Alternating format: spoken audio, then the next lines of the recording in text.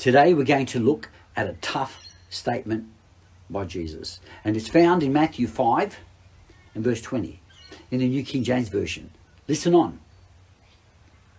For I say to you that unless your righteousness exceeds the righteousness of the scribes and the Pharisees, you will by no means enter the kingdom of heaven.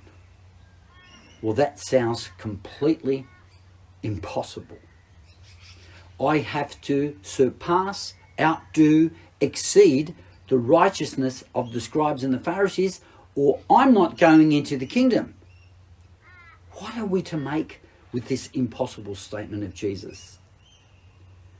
This is a fantastic verse when we understand it in context, because the righteousness that Jesus requires is not quantitative, that is more, it's qualitative.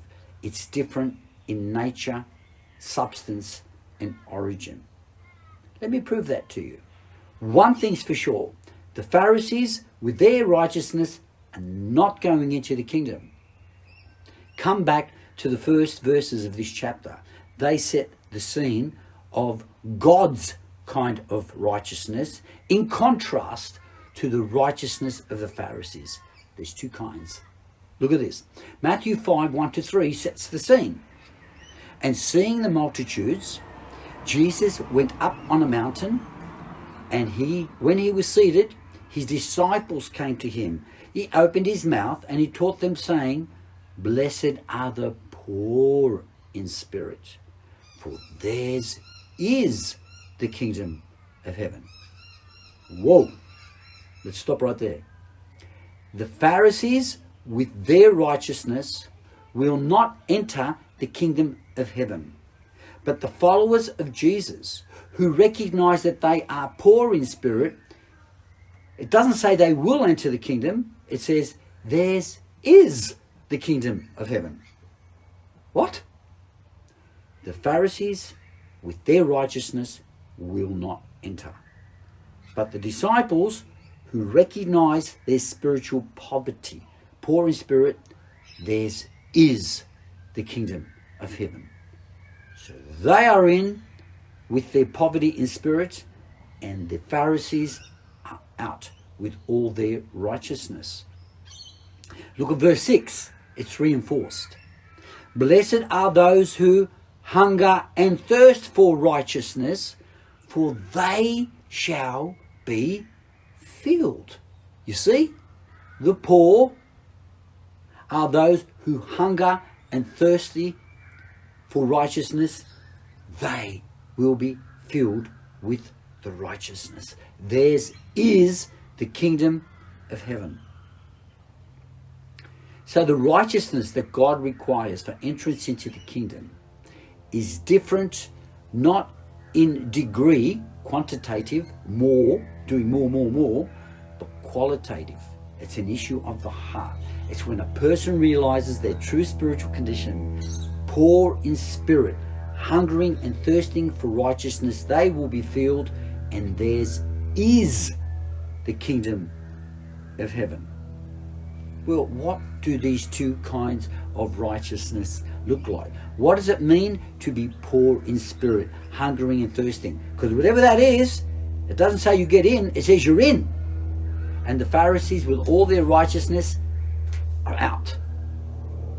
Luke chapter 18, 9-14, New King James Version. This is fantastic.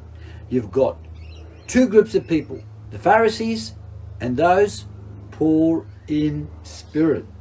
Look at this. Luke 18, 9-14, New King James Version. Also, Jesus spoke this parable to some who trusted in themselves that they were righteous, and they despised others. They trusted in themselves, the Pharisees, that they were righteous, and they're out. And they despised others in the process. Verse 10. 2 men went up to the temple to pray, one a Pharisee with all their righteousness, and the other a tax collector. The Pharisee stood and prayed thus with himself.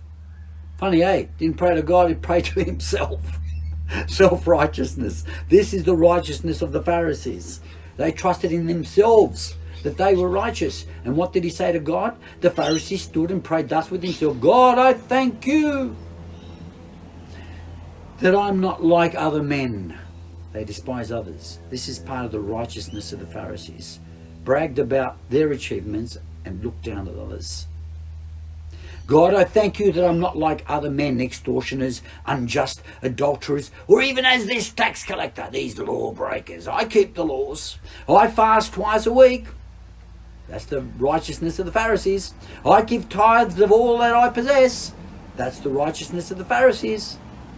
And the tax collector, standing afar off, the poor in spirit. The tax collector, standing afar off, would not so much as raise his eyes to heaven, beat his breast, saying, God, be merciful to me, a sinner.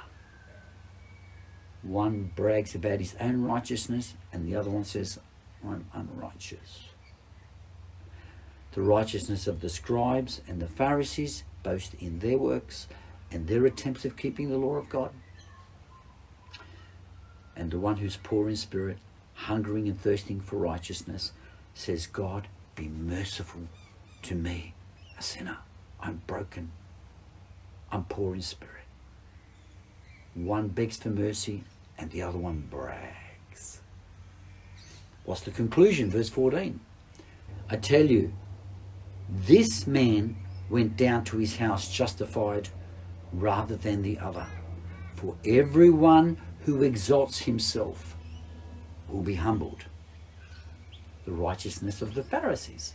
And he who humbles himself will be exalted. Those who boast on their own ability and righteousness and works do not enter the kingdom, but those who admit their spiritual poverty, that they are hungering and thirsting for righteousness, saying, God, I'm broken, I need mercy, that one goes home justified and righteous. And that's the difference between the two. God bless you.